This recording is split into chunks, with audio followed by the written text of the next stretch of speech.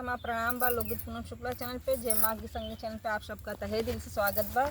ताज भैया रे हम सब लेके आए एक कुंभ मेला पे। अब नहावन लाग बा सभी जाना थे, तो वही उपलक्ष्य में एक गंगा जी के बहुत सुंदर सा सोहर गीत लेके आए, चाहे गंगा जी का चाहे कुंभ मेला के उपलक्ष्य में का है। और आप सब पूरा सुनी और कमेंट करके जरूर बताइए कैसन लाग।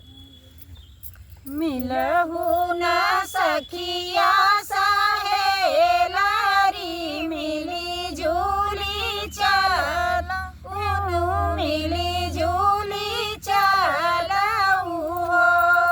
मिलहु न सखिया सहेलारी मिली झूली चलऊ मिली झूली चलऊ हो।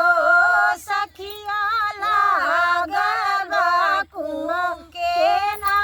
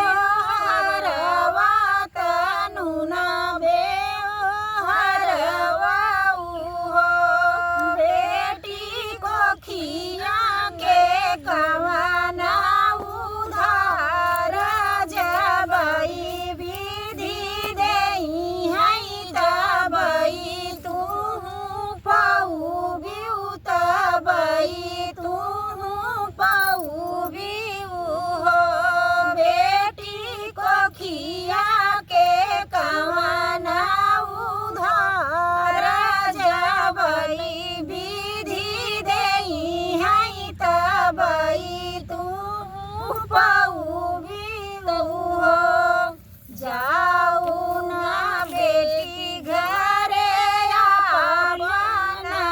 अपने सजन घरे अपने सजन घरे हो बेटिया जू के नवाए माहिनवा होइला तोहरे होई है लालना तोहरे होई है हो बेटिया जू के नवाए माहिनवा होइला तोहरे होई है लालना तोहरे होई है हो इतनी बचन सुनी